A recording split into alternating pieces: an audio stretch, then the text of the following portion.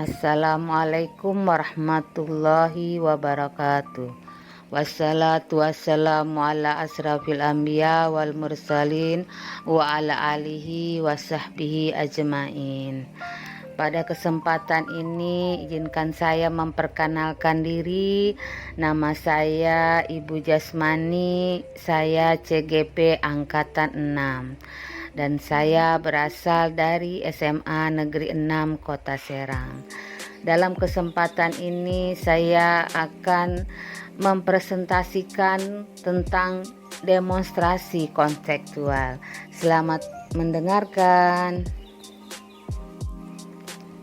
Guru filosofi Ki Hajar Dewantara yang menanamkan nilai-nilai Among, yaitu guru sebagai teladan, sebagai pemberi semangat dalam menciptakan ide kreatif dan mendorong motivasi, adalah peran serta guru dalam menuntun kodrat anak dalam pembelajaran agar sebagai pribadi maupun bagian dari masyarakat dapat mencapai kebahagiaan dan keselamatan setinggi-tingginya.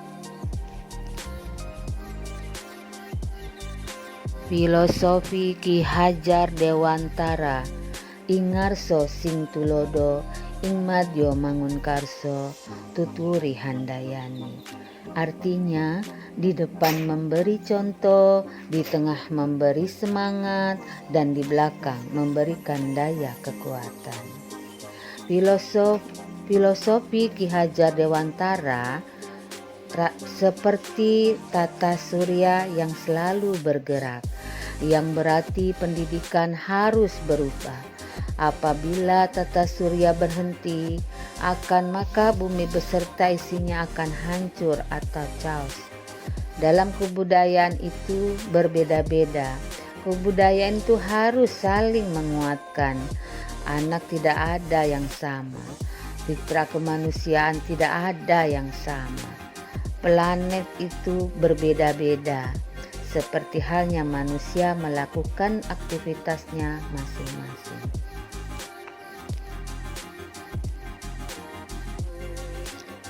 Pengertian pendidikan menurut Ki Hajar Dewantara atau kita kenal Bapak Pendidikan Nasional Indonesia.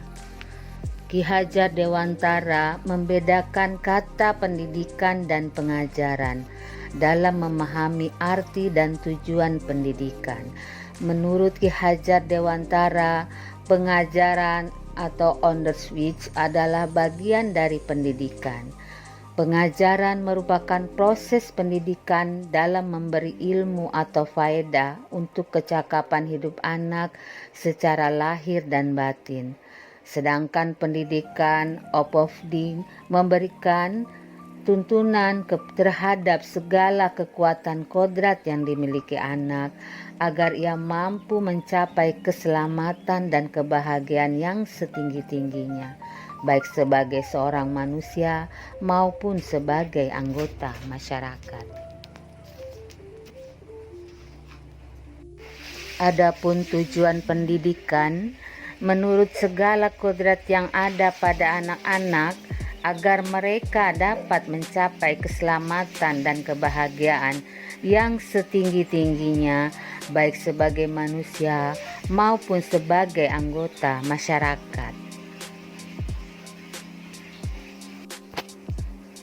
Pendidikan menurut Ki Hajar Dewantara menjelaskan bahwa dasar pendidikan anak berhubungan dengan kodrat alam dan kodrat zaman. Pendidikan menurut Ki Hajar Dewantara menegaskan untuk mendidik anak-anak dengan cara yang sesuai dengan tuntutan alam dan zamannya sendiri. Artinya, cara belajar dan interaksi murid abad ke-21 tentu sangat berbeda dengan para murid di pertengahan dan akhir abad ke-20. Di era teknologi abad 21, era digital 4.0.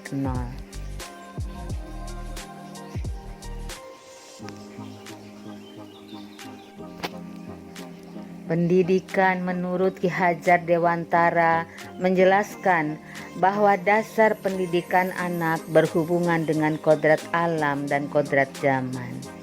Pendidikan menurut Ki Hajar Dewantara menegaskan untuk mendidik anak-anak dengan cara yang sesuai dengan tuntutan alam dan zamannya sendiri. Artinya, cara belajar dan interaksi murid abad ke-21 tentu sangat berbeda dengan para murid di pertengahan dan akhir abad ke-20.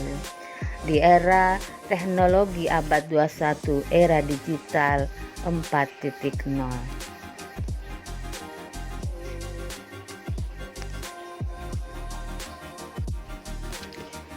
Menuntun, merdeka belajar.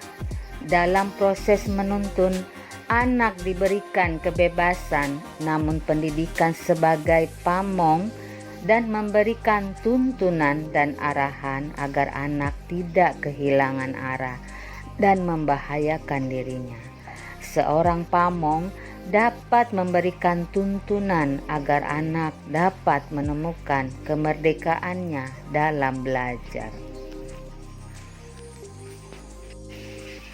Menuntun. Di dalam menuntun, diantaranya menurut Ki Haji Dewantara adanya budi pekerti. Budi artinya cipta, rasa, karsa, dan karya. Sedangkan pengerti adalah tenaga. Budi pekerti atau karakter merupakan perpaduan antara gerak pikiran, perasaan, dan kehendak atau kemauan, sehingga menimbulkan tenaga. Budi pekerti juga dapat diartikan sebagai perpaduan antara cipta atau kognitif, karsa atau afektif, sehingga menciptakan karya atau psikomotor.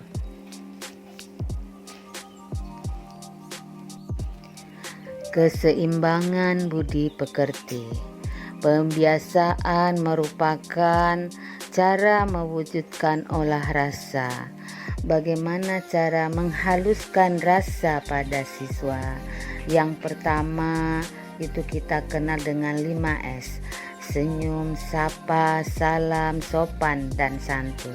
Yang kedua, anak-anak mungkin melaksanakan sholat berjamaah. Yang ketiga, zikir bersama. Yang keempat, tadarusan bersama. Yang kelima, gotong royong. Mungkin ditambah lagi seperti melakukan kegiatan dengan penuh rasa tanggung jawab di antara pribadi siswa.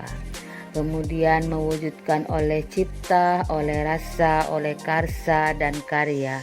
Contohnya adalah kegiatan panjang mulut pada bulan mulut.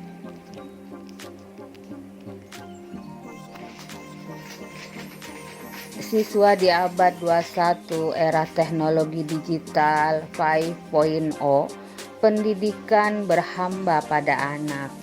Siswa berputar sesuai dengan orbitnya.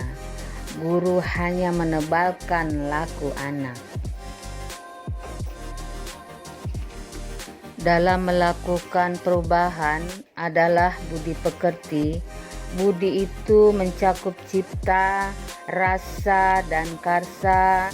Dalam mengelola cipta atau pikiran untuk menajamkan pikiran, diharapkan kepada peserta didik untuk memfungsikan akal dan pikirannya, memiliki mimpi, harapan, dan cita-cita, berpikir untuk selalu berbuat yang terbaik dan memberikan manfaat kepada orang lain.